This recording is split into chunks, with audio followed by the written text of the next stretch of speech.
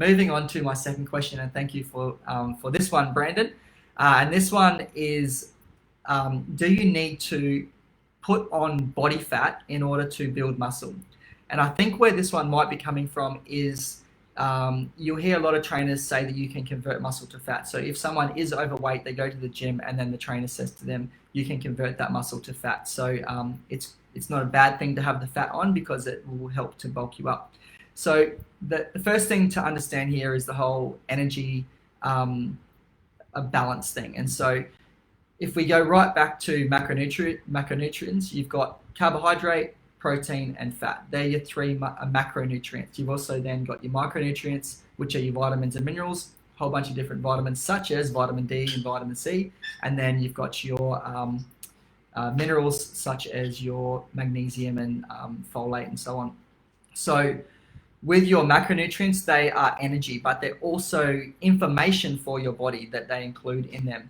So you might have heard empty calories, for example. So something that's just high in energy but doesn't really have any other vitamins and minerals in it, like pasta, for example, or bread, doesn't really have any minerals in it, but it's got a lot of carbohydrate. Whereas vegetables, on the other hand, are a carbohydrate, but they also contain vitamins and minerals. So that sort of stuff is information for your cells, telling your genes which ones to switch on, which to switch off, and ultimately just essentially telling your body what to do.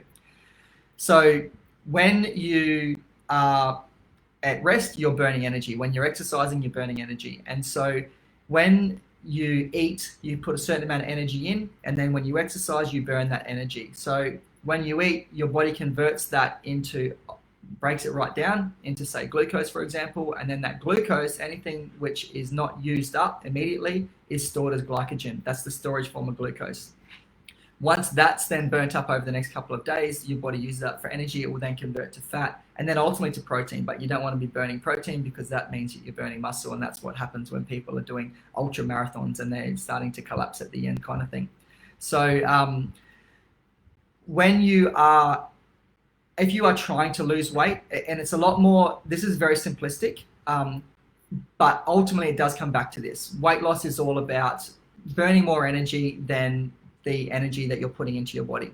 And weight gain or building muscle is putting more energy in than what you are burning. So you will either convert it to fat if you don't do anything, or if you go and do weights, you'll convert it to muscle. And so this is where I'm pretty sure this question is coming from. So you do, in order to build muscle, you do need to have an energy surplus. You do need to eat more. And then by doing weights, your body will then convert that into muscle.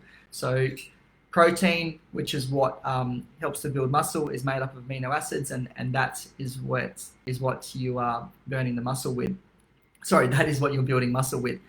So when you're eating, it doesn't really matter what your goal is. It all comes down to having the same kind of eating sort of philosophy or system, and that is one that I like to follow, that works for most people. May not work for everyone, but it certainly works for me, and it works for pretty well everyone that I've worked with, and that is to fill your plate with, or bowl with, 3/4 at least of vegetables, colorful vegetables, 1/4 of high quality protein. So if you are a meat eater, that could be red meat, white meat, poultry, for example, or fish. Or if you are vegetarian or vegan, it could be beans and things like that. So it's a little bit more difficult if you are vegan, but doesn't need to be meat in terms of your protein.